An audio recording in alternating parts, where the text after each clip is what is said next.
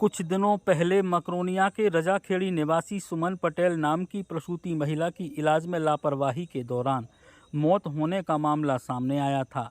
इस मामले में बीएमसी में पदस्थ शीला जैन पर गंभीर आरोप लगे थे। अब एक बार फिर एक महिला द्वारा शीला जैन के खिलाफ सागर कलेक्टर से शीला जैन को सस्पेंड करने की मांग करते हुए एक ज्ञापन सौंपा गया है। महिला का आरोप है कि करीब 2 माह पहले उन्हें प्रसव पीड़ा के चलते बीएमसी में भर्ती कराया गया था और ड्यूटी पर शीला जैन मौजूद थीं। प्रसव पीड़ा के बावजूद भी उन्होंने मुझे कई घंटे इंतजार कराया था, जिसकी वजह से उनके बच्चे की गर्भ में ही मौत हो गई थी।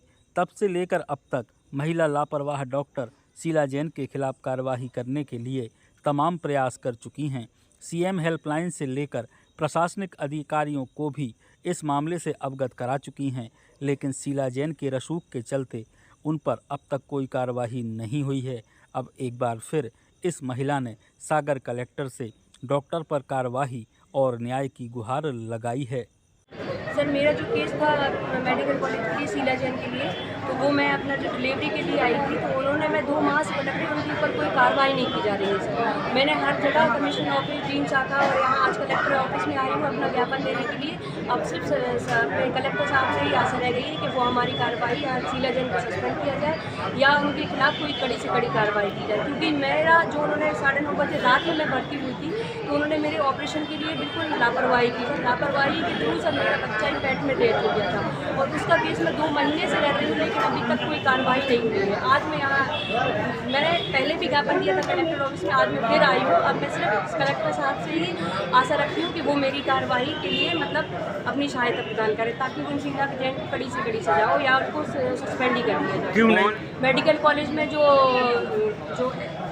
मुख्य अधिकारी है वो है शीला जैन, और उनके जो मैंने 181 पे किया हुआ था, और उनके जो हस्बैंड है राजेश जैन, वो उस कंप्लेंट को आगे नहीं बढ़ने दे रहे सर। अगर ऐसे हम कैसे मतलब हॉस्पिटल पे विश्वास करके और मरीज उसमें जाएंगे, ऐसे कई केस बिगाड़ रही है सर। राजेश जैन उनके हस्बैंड है सर। वो कौन से पद पर है? क्या वो अब उनका जो पद है वो मेरे ध्यान नहीं है मुझे, लेकिन उनके पद पर क्या हुआ है सर, मैं 181 पे कंप्लेंट कई बार कर चुकी हूँ, उसको आगे नहीं जाने दे रहे, क्योंकि अगर 4th लेवल पे चली गई तो वो डायरेक्ट सीएम से हो जाएगा और उनके थ्रू ये केस को दबाया। क्या लापरवाही की सर, मैं डिलीवरी के लिए गई हुई थी रात में 9:30 बजे की, 9:30 के समथिंग गई हुई थी, तो मुझे 12-15 घंटे उन्होंने इतना तड़पाया सर। मुझे कम से कम जब वो ऑन ड्यूटी थी तो मेरा उनको डिलीवरी करना थी या उनको बता देना था कि ये ऐसी बात हो गई है, लेकिन उन्होंने सुबह मेरा ऑपरेशन किया, जिस कारण मेरा बच्चा पेट में ही डेथ हो गया। ऑन ड्यूटी रहती है या इनका कोई निजी क्लिनिक है? निजी क्लिनिक भी है सर, बस उसी मतलब उसको देख लें या तो फिर ये सरकारी अस्पताल। कितने दिन पुरानी घटना है ये? 2 महीने पहले ही मेरा केस हुआ था, उसके बाद सुमन पटेल जी का भी केस सामने आया, उसके बाद फिर 2 केस आए। 2 महीने पहले आपने कहीं कंप्लेंट की थी? बहुत कही है सर, मैंने कमिश्नर ऑफिस, डीन शाखा में